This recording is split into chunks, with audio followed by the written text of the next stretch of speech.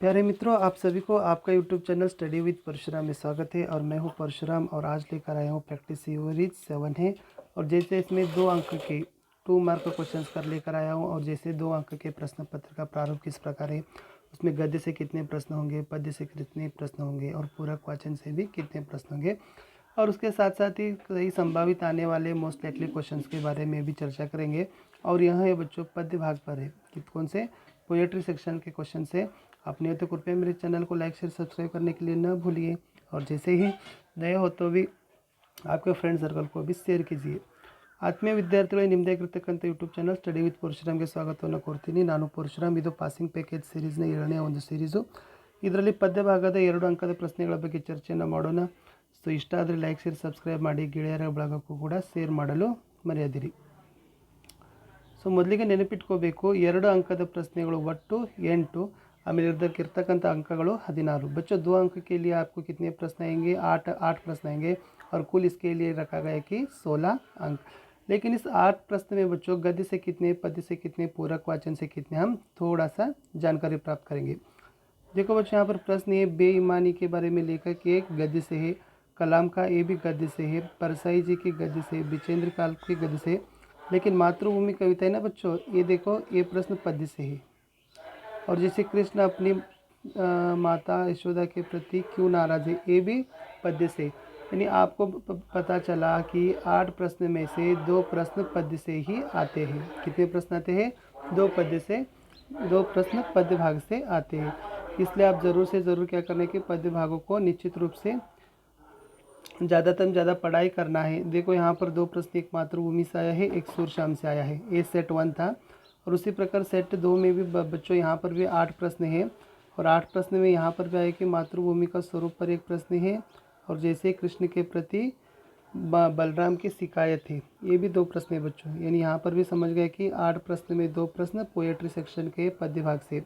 ವಿದ್ಯಾರ್ಥಿಗಳೇ, ಒಟ್ಟು 8 ಪ್ರಶ್ನೆಗಳನ್ನು ನಾವು ಪ್ರಶ್ನೆವಾರು ವಿಭಾಗವನ್ನು ನೋಡಿದಾಗ ನಮಗೆ ಗೊತ್ತಾಗತ್ತಪ್ಪ ಅಂದರೆ 8ರಲ್ಲಿ ಏನು ಮಾಡಿದ್ದಾರೆ ಅಂದರೆ 2 ಪ್ರಶ್ನೆಗಳು ಪದ್ಯದಿಂದ ಕೇಳ್ತಾ ಇದ್ದಾರೆ. ಅದಕ್ಕಾಗಿ ನಾವು ಏನು ಮಾಡೋಣಪ್ಪ ಅಂದರೆ ಪದ್ಯ ಭಾಗದಲ್ಲಿ ಬರ್ತಕ್ಕಂಥ ಇಂಪಾರ್ಟೆಂಟ್ ಕ್ವಶನ್ಸ್ಗಳ ಬಗ್ಗೆ ತಿಳಿದುಕೊಂಡು ಬರೋಣ. ಹಾಗಾದರೆ ಯಾವೆಲ್ಲ ಇಂಪಾರ್ಟೆಂಟ್ ಕ್ವಶನ್ಸ್ಗಳಿದ್ದಾವೆ ಅನ್ನೋದನ್ನು ಇಲ್ಲಿ ತಂದಿದ್ದೀನಿ. ಸೊ ಮೊದಲ ಪ್ರಶ್ನೆ ಇದೆ ಮಕ್ಕಳೇ, ಭಾರತ್ ಮಾಗೆ ಪ್ರಾಕೃತಿಕ ಸೌಂದರ್ಯ ಕಾ ವರ್ಣನ್ ಕೀಜಿಯೇ.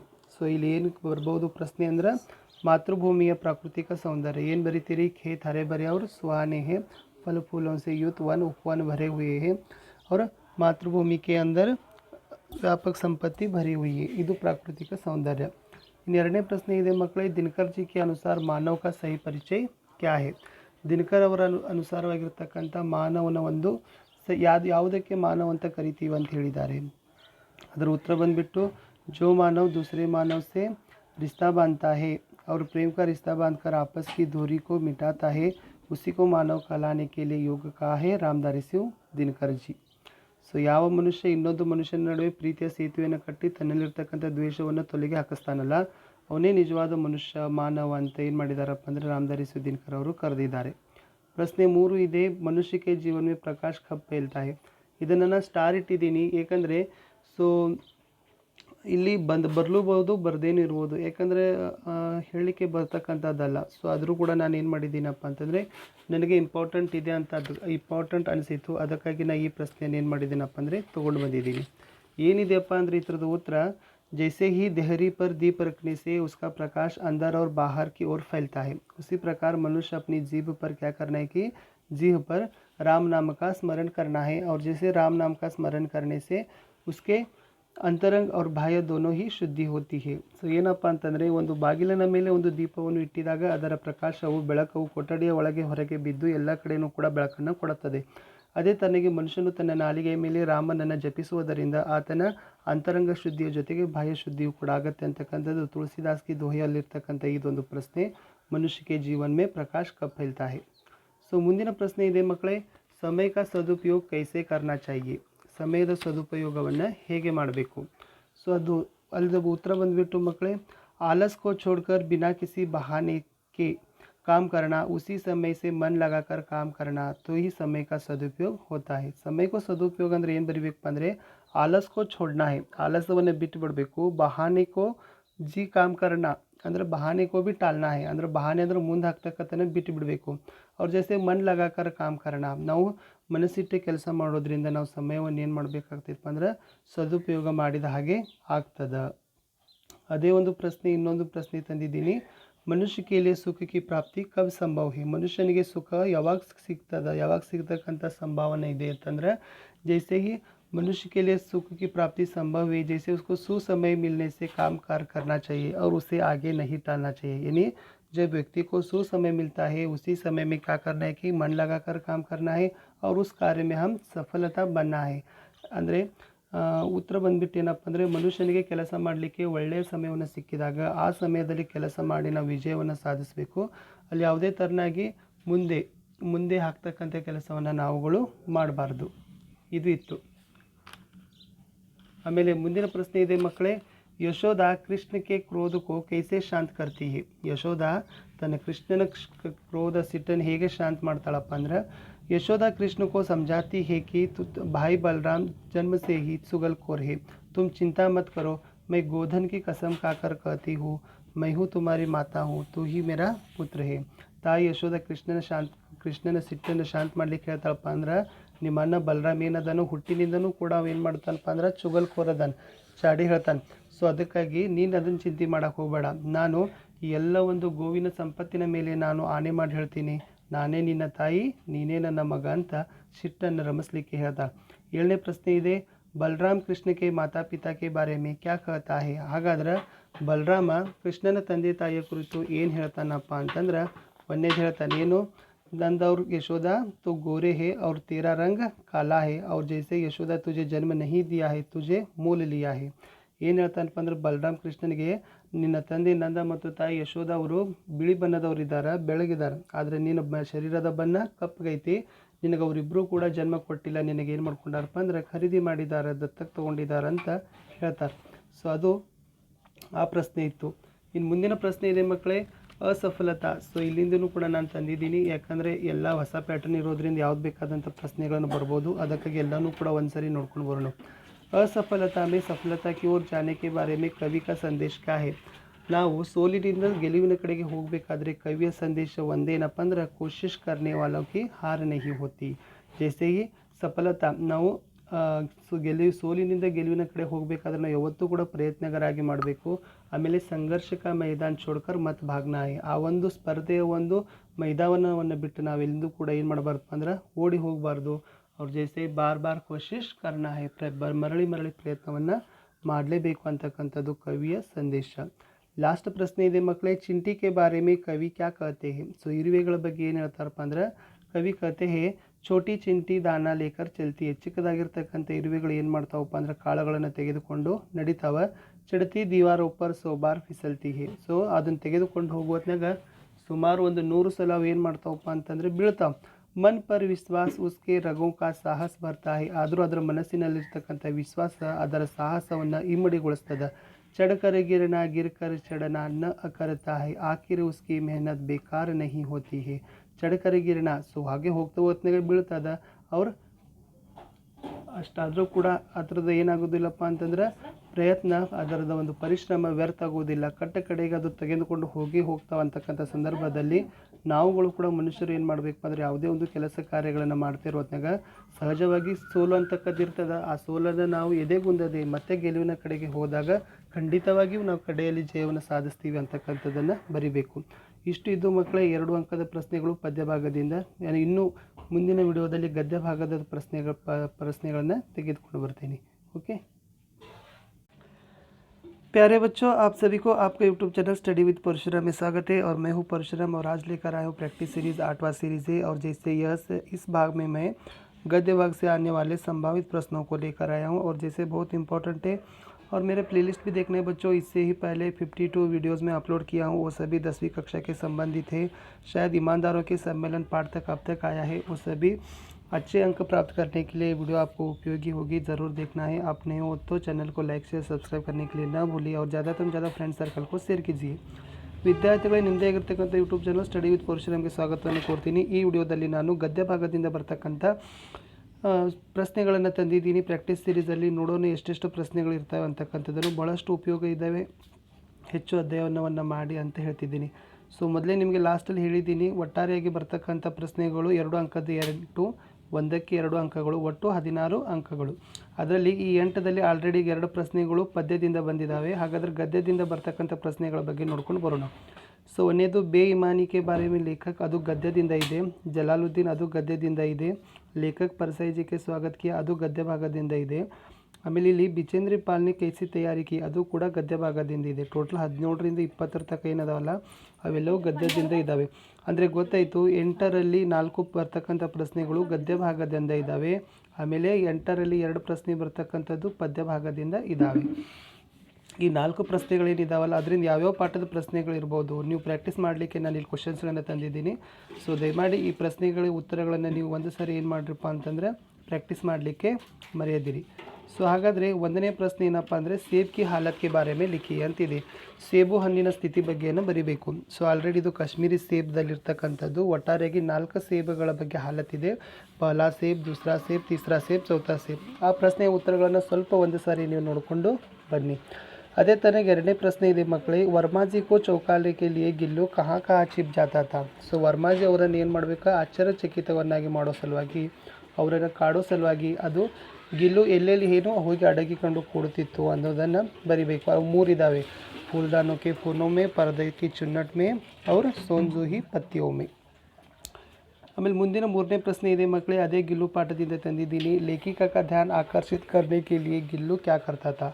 ಲೇಖಕಿಯರ ಅವಧಾನವನ್ನು ಆಕರ್ಷಣೆ ಮಾಡೋ ಸಲುವಾಗಿ ಗಿಲ್ಲು ಏನು ಮಾಡುತ್ತಿತ್ತು, ಏನೂ ಇಲ್ಲ, ಅದು ಅವ್ರ ಕಾಲಿನ ಹಾಗೆಯೇ ಕಾಲಿನ ಹತ್ರ ಬರ್ತಿತ್ತು ಮತ್ತು ಸರ್ರನೆ ಒಮ್ಮೆ ವೇಗವಾಗಿ ಪರದೆಯ ಮೇಲೆ ಹೋಗ್ತಿತ್ತು, ಅದೇ ವೇಗದಲ್ಲಿ ಕೆಳಗಡೆ ಬರ್ತಿತ್ತು. ಇದು ಎಲ್ಲಿವರೆಗೆ ನಡೀತಿತ್ತಪ್ಪ ಅಂದರೆ ಎಲ್ಲಿಯವರೆಗೆ ಲೇಖಕಿಯವರು ಅದನ್ನು ಹಿಡೀಲಿಕ್ಕೆ ಹೋಗ್ತಾರಲ್ಲ ಅಲ್ಲಿವರೆಗೂ ಇದೇ ಕ್ರಮ ನಡೀತಿತ್ತು. ಪ್ರಶ್ನೆ 4 ಇದೆ ಮಕ್ಕಳೇ, ಜೈನುಲಾಬ್ದೀನ್ ನಮಾಜ್ ಕೆ ಬಾರೆ ಮೇ ಕ್ಯಾ ಕಹತೆ ಥೆ. ಜೈನುಲಾಬ್ದೀನ್ ಅವರು ತನ್ನ ಮಗನಿಗೆ ಅಂದರೆ ಕಲಾಮನಿಗೆ ನಮಾಜ್ ಬೀಳೋದ್ರಿಂದ ಅದರ ಉದ್ದೇಶದ ಬಗ್ಗೆ ಏನನ್ನೆಲ್ಲ ಹೇಳ್ತಾರೆ ಅನ್ನೋದನ್ನು 4ನೇ ಪ್ರಶ್ನೆ ಇದೆ. ಏನಿದೆ, ಸೊ ಹಾಗೆ ನಾವು ನಮಾಜನ್ನು ಬೀಳೋದ್ರಿಂದ ನಮ್ಮ ಶರೀರ ಇಡೀ ವಿಶ್ವದ ಒಂದು ಭಾಗವಾಗ್ತದೆ. ಇದರಲ್ಲಿ ಜಾತಿ, ಧರ್ಮ, ಆಯು, ಧರ್ಮ, ಪಂಥದ ಯಾವುದೇ ರೀತಿಯಾಗಿರ್ತಕ್ಕಂಥ ಭೇದ ಭಾವ ಆಗೋದಿಲ್ಲ. ಮೇರಾ ಬಚ್ಪನ್ ಪಾಠದ ಇದು ಪ್ರಶ್ನೆ ಇತ್ತು. ಅದೇ ತನಗೆ ಇನ್ನೊಂದು ಪ್ರಶ್ನೆ ಇದೆ ಮಕ್ಕಳೇ, ಕಲಾಂ ಜಿ ಕೆ ಮಾತಾ ಪಿತಾಕ್ಕೆ ನಾಮ್ ಲಿಖಿ. ಕಲಾಂ ಜಿ ಅವರ ತಂದೆ ಜೈನುಲಾಬ್ದೀನ್, ತಾಯಿ ಆಶಿಯಮ್ಮ. ಅದು ಕೂಡ ಒಂದು ಸರಿ ನೋಡ್ಕೊಡ್ರಿ. ಆಮೇಲೆ 6ನೇ ಪ್ರಶ್ನೆ ಹೀಗಿದೆ, ಬಸಂತ್ ಕೆ ಪೇರ್ ದೇಕರ್ ಡಾಕ್ಟರ್ ನೆ ಕ್ಯಾ ಕಹಾ. ಇದು ಬಸಂತ್ ಕಿ ಸಚ್ಚಾಯಿ ಪಾಠದಿಂದ ಇರ್ತಕ್ಕಂಥ ಪ್ರಶ್ನೆ. ಬಸಂತನ ಕಾಲು ನೋಡ್ಕೊಂಡು ಡಾಕ್ಟ್ರ್ ಏನು ಹೇಳ್ತಾನಪ್ಪ ಅಂದ್ರೆ, एक पैर तो ठीक है लेकिन दूसरी पैर की हड्डी टूट गई है, स्क्रीन कर कर देखना पड़ेगा और जैसे इसे अभी तुरंत अस्पताल ಲೇಕರ್ ಜಾನ ಪಡೇಗ. ಸೊ ಒಂದು ಕಾಲು ತುಂಬ ಚೆನ್ನಾಗಿದೆ, ಬಟ್ ಇನ್ನೊಂದು ಕಾಲಿನ ಎಲುಬು ಏನಾಗದಪ್ಪ ಅಂದರೆ ಕಟ್ ಆಗದ, ಅದನ್ನು ಸ್ಕ್ರೀನ್ ಮಾಡಿ ನೋಡಬೇಕು. ಈಗ ಸದ್ಯಕ್ಕೆ ಅವನಿಗೆ ಹಾಸ್ಪಿಟಲ್ಗೆ ಒಯ್ಯಬೇಕಂತಕ್ಕಂಥದ್ದನ್ನು ಡಾಕ್ಟರ್ ಅವರು ಬಸಂತನ ಕಾಲನ್ನು ನೋಡಿ ಹೇಳ್ತಾರೆ. ಪ್ರಶ್ನೆ 7 ಇದೆ ಮಕ್ಕಳೇ, ವಿಡಿಯೋ ಕಾನ್ಫರೆನ್ಸ್ ಕೆ ಬಾರೆ में लिखिए. ಇದು इंटरनेट क्रांति ಪಾಠಕ್ಕೆ ಸಂಬಂಧಪಟ್ಟಂಥ ಪ್ರಶ್ನೆ. ಏನಿದೆ, जैसे ये काल्पनिक सभागार होता है और उसी में 8-10 दूरदर्शन पर्दे के ऊपर एक साथ बैठकर ಚರ್ಚಾ ವಿಚಾರ ವಿನಿಮಯ किया जाता है. ಒಂದು ಕೊಠಡಿ ಇದೆ, ಆ ಕೊಠಡಿಯಲ್ಲಿ 8-10 ದೂರದರ್ಶನಗಳ ಪರದೆಗಳಿರ್ತವೆ. ಅಲ್ಲಿ ಕೂತು ನಾವು ಬೇರೆ ದೇಶದಲ್ಲಿ ಬೇರೆ ಸ್ಥಳದಲ್ಲಿರ್ತಕ್ಕಂಥ ಪ್ರತಿನಿಧಿಗಳ ಜೊತೆಗೆ ವಿಚಾರ ವಿನಿಮಯವನ್ನು ಮಾಡುವುದೇ ವಿಡಿಯೋ ಕಾನ್ಫರೆನ್ಸ್ ಅಂತ ಕರಿತೀವಿ. ಪ್ರಶ್ನೆ 10 ಇದೆ ಮಕ್ಕಳೇ, ಇ ಗವರ್ನೆನ್ಸ್ ಕ್ಯಾ ಹೈ. ಇದು ಕೂಡ ಇಂಟರ್ನೆಟ್ ಕ್ರಾಂತಿಯ ಪಾಠಕ್ಕೆ ಸಂಬಂಧಪಟ್ಟಂಥ ಪ್ರಶ್ನೆ ಇತ್ತು. ಇ ಗವರ್ನೆನ್ಸ್ ಅಂದರೆ ಏನಪ್ಪ ಅಂದರೆ ಇದನ್ನು ಇ ಪ್ರಶಾಸನ ಅಂತ ಕರಿತೀವಿ. ಸರ್ಕಾರದ ಎಲ್ಲ ಕೆಲಸ ಕಾರ್ಯಗಳ ಕಾಗದ ಪತ್ರಗಳನ್ನು ಜನಸಾಮಾನ್ಯರಿಗೆ ತಲುಪಿಸುವ ಒಂದು ಯೋಜನೆಯೇ ಇ ಗವರ್ನೆನ್ಸ್ ಅಂತ ಕರಿತೀವಿ. ಸರ್ಕಾರ के सभी कामकाज का विवरण, अभिलेख या आदेश सूचित समय पर जन सामान्य तक पहुंचने की एक विधा ही ई गवर्नेंस कहा जाता है. प्रश्न 9 ಇದೆ ಮಕ್ಕಳೇ, लेखक को भेजे गए निमंत्रण पत्र में क्या लिखा गया था. ಇದು ಇಮಾನ್ದಾರೋ ಕೆ ಸಮ್ಮೇಳನ ಮೇ ಪಾಠದಲ್ಲಿ ಬಂದಿರತಕ್ಕಂಥ ಪ್ರಶ್ನೆ. ಅಂದರೆ ಲೇಖಕರಿಗೆ ಕಳಿಸಿಕೊಟ್ಟಿರ್ತಕ್ಕಂಥ ಪತ್ರದಲ್ಲಿ ಏನೆಲ್ಲ ಬರೆದಿದ್ರು ಅಂತಕ್ಕಂಥ. ಏನು ಬರೆದಿತ್ತು, आप देश के बड़े प्रसिद्ध ईमानदार हैं और जैसे आप हमारा सम्मेलन का उद्घाटन करें, इससे ईमानदार और उदीमान ईमानदारों को प्रेरणा मिले. ನೀವು ಈ ದೇಶದ ಅತಿ ದೊಡ್ಡ ಪ್ರಾಮಾಣಿಕರು, ಸೊ ನೀವು ಬಂದು ನಮ್ಮ ಸಮ್ಮೇಳನವನ್ನು ಉದ್ಘಾಟನೆ ಮಾಡಿರಿ, ಇದರಿಂದ ಪ್ರಾಮಾಣಿಕರಿಗೆ ಮತ್ತು ಉದ್ಯೋನ್ಮುಖ ಪ್ರಾಮಾಣಿಕರಿಗೆ ಬಹಳಷ್ಟು ಪ್ರೇರಣೆ ಸಿಗ್ತದೆ ಅಂತಕ್ಕಂಥ ವಿಷಯ ಆ ಪತ್ರದಲ್ಲಿ ಬರೆದಿತ್ತು ಹರಿಶಂಕರ್ ಪರಸಾಯಿಜಿ ಅವರಿಗೆ ಕಳಿಸಿರ್ತಕ್ಕಂಥರಲ್ಲಿ. ಪ್ರಶ್ನೆ 10 ಇದೆ ಮಕ್ಕಳೇ, ಲೇಖಕನೇ ಕಮರಾ छोड़कर जाने का निर्णय क्यों लिया. ಆ ಲೇಖಕರು ಹರಿಶಂಕರ್ ಪರಸಾಯಿ ಅವರು ಕೊಠಡಿಯನ್ನು ಬಿಟ್ಟು ಹೋಗ್ತಕ್ಕಂಥ ನಿರ್ಣಯವನ್ನು ಏಕೆ ತೆಗೆದುಕೊಂಡರು? ಅದು ಸಿಂಪಲ್ ಆಗಿರ್ತಕ್ಕಂಥ ಇದನ್ನು लेखक सभी सामान चोरी हो गए और उनकी आशा यह और उनकी चिंता यह थी कि और जैसे खुद उन्हें रुकने से उन्हें भी चोरी हो जाने की शंका से उन्होंने कमरा छोड़कर जाने का निर्णय लिया. ಲೇಖಕರು ತಮ್ಮ ಬಳಿ ಇರ್ತಕ್ಕಂಥ ಎಲ್ಲ ವಸ್ತುಗಳು ಕೊಳುವಾದ್ದರಿಂದ ಸ್ವತಃ ನಾನು ಅವ್ರು ನಿಂತರ ಅವರೇ ಕೂಡ ತುಡುಗಾಗ್ತಕ್ಕಂಥ ಸಂದರ್ಭದ ಚಿಂತೆಯಲ್ಲಿರೋದ್ರಿಂದ ಲೇಖಕರು ಏನು ಮಾಡ್ತಾರಪ್ಪ ಅಂದ್ರೆ ಕೊಠಡಿ ಬಿಟ್ಟು ಹೋಗ್ತಕ್ಕಂಥ ನಿರ್ಣಯವನ್ನು ತೆಗೆದುಕೊಳ್ತಾರೆ. ಇದು 10 ಪ್ರಶ್ನೆ ಆದವು ಮಕ್ಕಳೇ, 2 ಅಂಕದ್ದು ಗದ್ಯ ಭಾಗದಿಂದ. ಇನ್ನು ಮುಂದಿದೆ ಮಕ್ಕಳೇ, दोस्तों को हाथी ने क्या सुझाव दिया? सो ಗೆಳೆಯರಿಗೆ ಮನೆ ಕಟ್ಟಬೇಕಾದ್ರೆ ಆನೆ ಏನು ಹೇಳ್ತೈತೆ ಅಂದ್ರೆ ಜೈಸೆ ಇತನೆ ಪತಲೆ और मोटे जो ಲಕಡಿ ಕಾಟ್ಲೋ ಜೈಸೆ ಮೇರೆ ಪೈರೆ. ಸೊ ನನ್ನ ಕಾಲುಗಳು ಹೇಗಿದ್ದಾವಲ್ಲ ಅಷ್ಟು ದೊಡ್ಡದಾಗಿರ್ತಕ್ಕಂಥ ಮತ್ತು ಗೋಲಾಕಾರದ ಕಟ್ಟಿಗೆಗಳನ್ನು ತಗೋರಿ ಅಂತಕ್ಕಂಥದ್ದು ಆನೆ ಗೆಳೆಯರಿಗೆ ಮನೆ ಕಟ್ಟಲಿಕ್ಕೆ ಏನು ಮಾಡಿದಪ್ಪ ಅಂದರೆ ಹೇಳ್ತದ. ಪ್ರಶ್ನೆ 12 ಇದೆ, दोस्तों को मछली ने क्या सुझाव दिया? ಸೊ ಆ ಗೆಳೆಯರಿಗೆ ಮೀನು ಏನು ಹೇಳಿಕೆಯನ್ನು ಕೊಟ್ಟಿದ್ದಪ್ಪ ಅಂದರೆ ಜೈಸೆ मेरे पीठ पर पट्टियाँ देखो और उसी पर आप पेड़ से बहुत सारे पत्तियों को तोड़कर उसी प्रकार जमा कर लो. ಸೊ ನನ್ನ ಬೆಲ್ಲಿನ ಮೇಲೆ ಏನು ಫಲಕಗಳಿದ್ದಾವಲ್ಲ ಅವುಗಳನ್ನು ನೋಡ್ರಿ, ಅದೇ ಥರನಾಗಿ ಗಿಡಗಳಿಂದ ಹಲವಾರು ಅಸಂಖ್ಯಾತ ಎಲೆಗಳನ್ನು ಕತ್ತರಿಸಿಕೊಂಡು ತೆಗೆದುಕೊಂಡು ಅದೇ ಥರನಾಗಿ ಮೇಲೆ ಜೋಡಿಸ್ರಿ ಅಂತಕ್ಕಂಥದ್ದು ಮೀನು ಗೆಳೆಯರಿಗೆ ಹೇಳ್ತದ.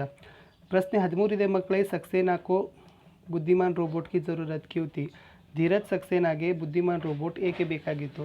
ಒಂದನೇದು ನಾತಿ ಪೋತೋं का होमवर्क कराने के लिए, ಎರಡನೇದು ವರ್ಡ್ ಪ್ರೊಸೆಸರ್ का काम संभालने के लिए. ಮನೆಯಲ್ಲಿರ್ತಕ್ಕಂಥ ಮಕ್ಕಳು ಮಕ್ಕಳ ಗೃಹ ಕಾರ್ಯವನ್ನು ಮಾಡೋ ಸಲುವಾಗಿ ತನ್ನದೇ ಆಗಿರ್ತಕ್ಕಂಥ ಸ್ವಂತ ಈ ವರ್ಡ್ ಪ್ರೊಸೆಸಿಂಗ್ ಕೆಲಸವನ್ನು ಮಾಡೋ ಸಲುವಾಗಿ ಧೀರಜ್ सक्सेनाಗೆ ಒಂದು ಬುದ್ಧಿಮಾನ್ ರೋಬೋಟ್ನ ಅವಶ್ಯಕತೆ ಇತ್ತು.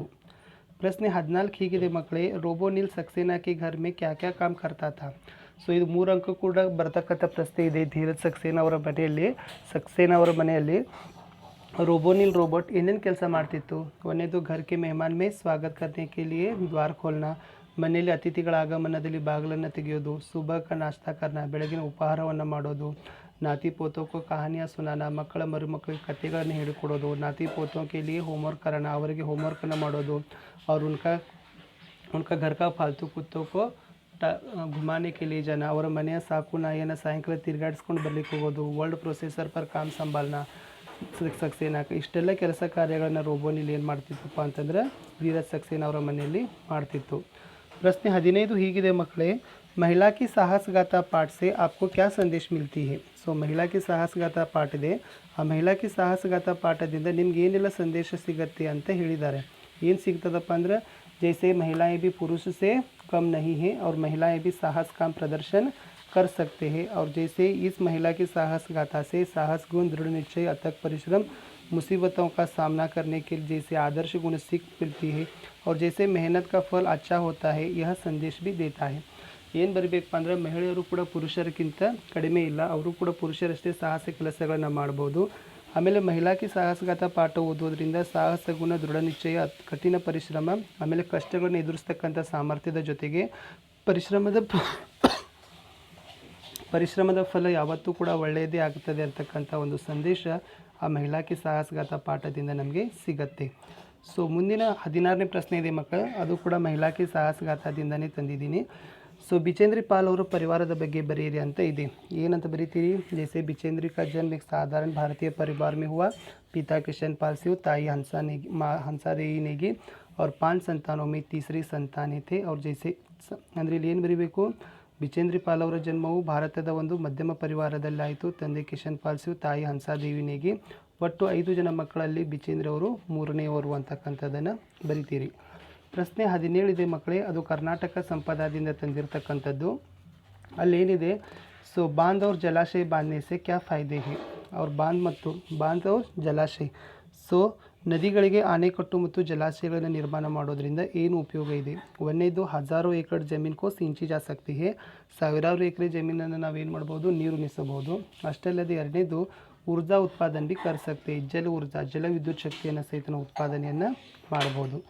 ಮುಂದಿನ ಪ್ರಶ್ನೆ ಇದೆ ಮಕ್ಕಳೇ, ಬೆಂಗಳೂರು ಮೇ कौन कौन सी ಬೃಹತ್ ಸಂಸ್ಥಾಯೇ ಹೇ? ಬೆಂಗಳೂರಿನಲ್ಲಿರ್ತಕ್ಕಂಥ 6 ಪ್ರಸಿದ್ಧವಾಗಿರ್ತಕ್ಕಂಥ ಸಂಸ್ಥೆಗಳು: ಭಾರತೀಯ ವಿಜ್ಞಾನ ಸಂಸ್ಥಾನ, HAL, HMT, ITI, BHEL ಮತ್ತು BEL. ಸೊ ನೆಕ್ಸ್ಟ್ 19ನೇದು ಇರ್ತಕ್ಕಂಥದ್ದು ರಾಮು ಮೇ कौन कौन सी बुरी आदतें थी? ಸೊ ರಾಮುವಿನಲ್ಲಿರ್ತಕ್ಕಂಥದ್ದು ಒಂದನೇದು ಹಮೇಶಾ ಖೇಲ್ ಮೇ ಬೇईमानी करता है और गृह कार्य भी नहीं करता है. ಯಾವತ್ತೂ ಕೂಡ ಆಟದಲ್ಲಿ ಅಪ್ರಾಮಾಣಿಕರಾಗಿಯೇ ಕೆಲಸವನ್ನು ಮಾಡೋದ್ರ ಜೊತೆಗೆ ನಾವು ಹೋಮ್ವರ್ಕನ್ನು ಸಹಿತ ಮಾಡೋದಿಲ್ಲ. ಅದು ಲಾಸ್ಟ್ ಇರ್ತಕ್ಕಂಥ ಪ್ರಶ್ನೆ ಮಕ್ಕಳೇ ಬಾಲಶಕ್ತಿ ಪಾಠದಿಂದ ತಂದಿದ್ದೀನಿ. ಅದು बच्चों की बढ़ाई कलेक्टर साहब ने किस प्रकार की. ಸೊ ಕಲೆಕ್ಟರ್ ಸಾಹೇಬರು, ಡಿಸ್ಟ್ರಿಕ್ಟ್ ಕಲೆಕ್ಟರ್ ಸಾಹೇಬರು ಮಕ್ಕಳ ಒಂದು ಇದನ್ನು ಯಾವ ಥರನಾಗಿ ಹೊಗಳಿಕೆಯನ್ನು ಮಾಡಿದರು ಅಂತಂದರೆ, जैसे इस गांव को साफ़ सुथरा देखकर मुझे बहुत ही प्रसन्नता हुई है और जैसे बच्चों ने इस गांव को एक नए जीवन प्रदान किए हैं और बच्चों को जितनी बढ़ाई की भी वो कम ही है और ये सब लोग मिलकर स्वच्छ वातावरण निर्माण किया है और जैसे एक आदर्श गांव बन गया है. ಕಲೆಕ್ಟರ್ ಸಾಹೇಬರು ಏನು ಹೇಳ್ತಾರಪ್ಪ ಅಂದರೆ, ಈ ಊರಿನ ಸ್ವಚ್ಛತೆಯನ್ನು ನೋಡಿಕೊಂಡು ನನಗೆ ತುಂಬ ಖುಷಿಯಾಯಿತು. ಈ ಮಕ್ಕಳು ಈ ಊರಿಗೆ ಒಂದು ಹೊಸ ಜೀವನವನ್ನೇ ಕೊಟ್ಟಿದ್ದಾರೆ.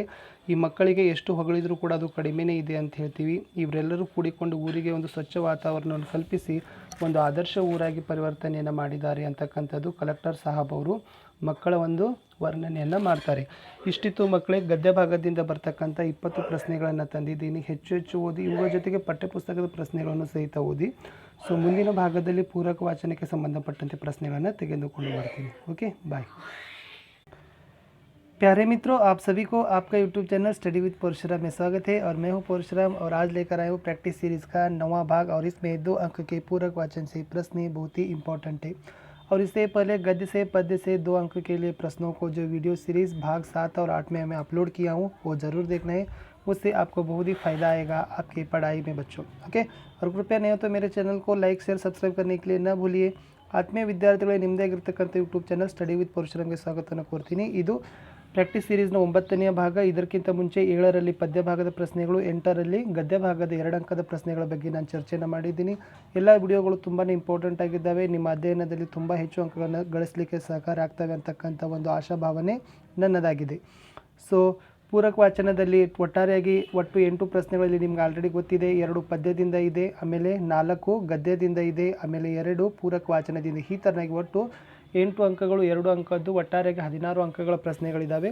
ಸೊ ಸುಮಾರಾಗಿ ಈ 2 ಅಂಕಗಳಲ್ಲಿ ಅತಿ ಹೆಚ್ಚು ಅಂಕಗಳನ್ನು ನೀವು ಗಳಿಸಿದ್ದಾದರೆ ನಿಮ್ಮದೇ ಆಗಿರ್ತಕ್ಕಂಥ ಹೆಚ್ಚು ಅಂಕಗಳ ಗಳಿಸಲಿ ವಿಷಯದಲ್ಲಿ ಸಹಾಯಕ ಆಗುತ್ತೆ ಅಂತಕ್ಕಂಥ ಭಾವನೆ ನನ್ನದಾಗಿದೆ. ಪೂರಕ ವಾಚನದಿಂದ ಒಟ್ಟು 3 ಪಾಠಗಳಿದ್ದಾವೆ. 2 ಪ್ರಶ್ನೆಗಳು 4 ಅಂಕಗಳಿಗೆ ಬರುತ್ತೆ. ಓಕೆ, ಸೊ ಹಾಗಾದರೆ ನೋಡೋಣ ಮಕ್ಕಳೇ. ಮೊದಲನೇದಿದೆ ಶನಿ ಕಾ ಸ್ವರೂಪ್ ಕಿಸ್ ಪ್ರಕಾರ. ಇಲ್ಲಿ ನಾನು ಕೇಳಿರ್ತಕ್ಕಂಥದ್ದು ಶನಿಯ ಸ್ವರೂಪ ಅಂತ ಇದೆ. ಇಲ್ಲಿ ಏನು ಬರಿಬೇಕಪ್ಪ ಅಂತಂದರೆ, ಒಂದನೇದು ಶನಿ सौरमंडल का दूसरा बड़ा ग्रह है और जैसे हमारे पृथ्वी से करीब 750 गुना बड़ा है और शनि का गोले का व्यास 116,000 करोड़ है और हमारे पृथ्वी से सूर्य करीब 15 ಕರೋಡ್ ಕಿಲೋಮೀಟರ್ ಕಿ ದೂರಿ ಪರಿ. ಈ ಥರನಾಗಿ 4 ಪಾಯಿಂಟ್ಗಳನ್ನು ಬರಬೇಕು. ಶನಿ ಗ್ರಹ ಸ್ವರೂಪ ಏನಪ್ಪ ಅಂದರೆ, ಶನಿ ಗ್ರಹವು ಸೌರಮಂಡಲದ 2ನೇ ಅತಿ ದೊಡ್ಡ ಗ್ರಹವಾಗಿದೆ. ಇದು ನಮ್ಮ ಭೂಮಿಗಿಂತನೂ ಅಂದಾಜು 750ರಷ್ಟು ಹೆಚ್ಚು ದೊಡ್ಡದಾಗಿದೆ. ಇದರ ಗೋಲಾಕಾರದ ಒಟ್ಟಾರೆ ವ್ಯಾಸ 116,000 ಕಿಲೋಮೀಟರ್ ಆಗಿದೆ ಅಂತಕ್ಕಂಥದ್ದು ಶನಿ ಗ್ರಹದ ಸ್ವರೂಪವನ್ನು ಬರೀತಕ್ಕಂಥದ್ದು.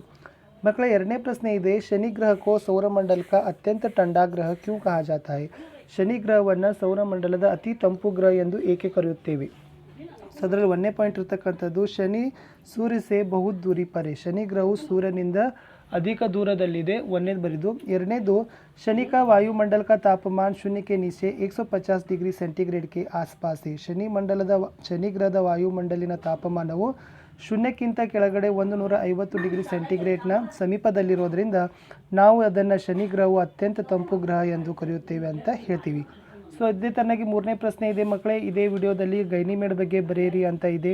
ಸೊ ಗೈನಿಮೇಡ್ ಏನು ಬರೀಬೇಕಪ್ಪ ಅಂದರೆ, ಒಂದೇದು ಗೈನಿಮೇಡ್ ಬೃಹಸ್ಪತಿ ಕಾ ಉಪಗ್ರಹ. ಗೈನಿಮೇಡ್ ಇದು ಗುರುಗ್ರಹದ ಉಪಗ್ರಹವಾಗಿದೆ. 2ನೇದು ಯಹ ಸೌರಮಂಡಲ ಕಾ ಸಬ್ಸೆ ಬಡಾ ಉಪಗ್ರಹ ಮಾನಾ ಜಾತಾ ಹೈ.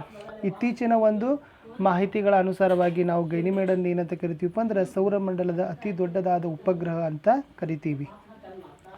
ಪ್ರಶ್ನೆ 4 ಇದೆ ಮಕ್ಕಳೇ, ಸತ್ಯ ಕ್ಯಾ ಹೋತಾ ಹೈ और ಸತ್ಯ का ಸ್ವರೂಪ ಕಿಸ್ ಪ್ರಕಾರ है. ಸತ್ಯ ಅಂದರೆ ಏನು, ಸತ್ಯದ ಸ್ವರೂಪ ಬಗ್ಗೆ ಬರೆಯಿರಿ ಅಂತ ಇರ್ತಕ್ಕಂಥ ಒಂದು ಪ್ರಶ್ನೆ. ಏನು ಬರೀತೀರಿ, सत्य बहुत भोला भाला सीधा साधा जो कुछ भी अपनी आँखों से देखा बिना नमक मिर्च लगाए बोल दिया वही सत्य है.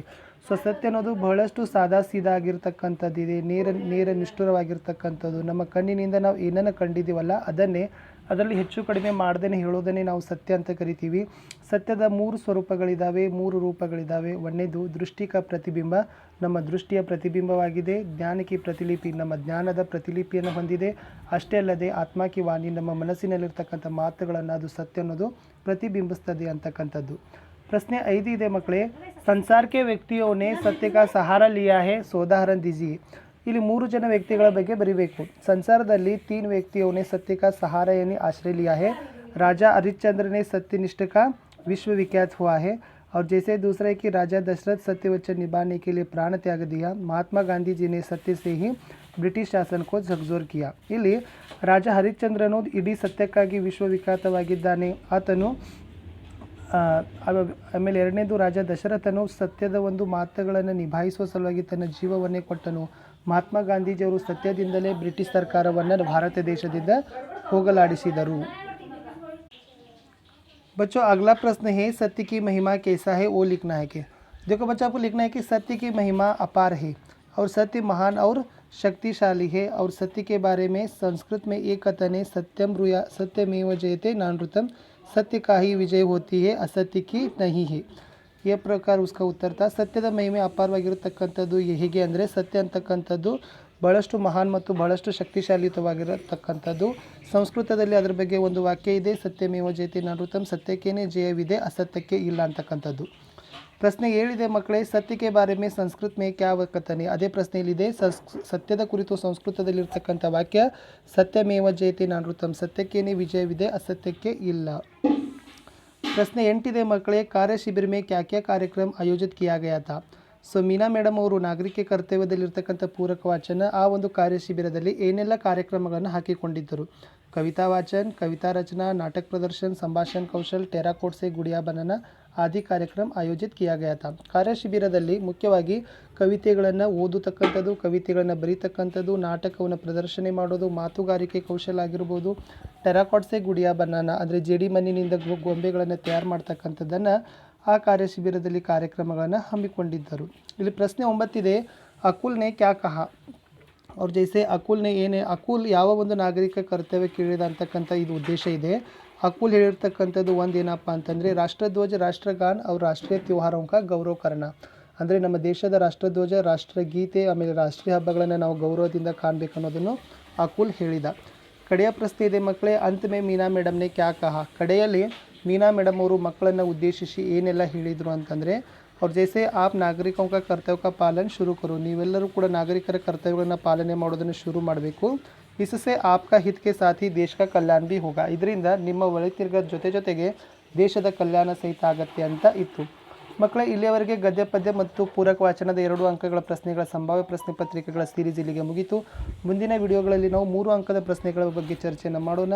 ನಿಮಗೆ ಇಷ್ಟ ಆದರೆ ಲೈಕ್, ಶೇರ್, ಸಬ್ಸ್ಕ್ರೈಬ್ ಮಾಡಿ ಹಾಗೂ ಹೆಚ್ಚು ಗೆಳೆಯರಿಗೆ ಶೇರ್ ಮಾಡಿ, ಚಾನಲ್ ಸಬ್ಸ್ಕ್ರೈಬ್ ಮಾಡಲಿಕ್ಕೆ ಮರೆಯದಿರಿ।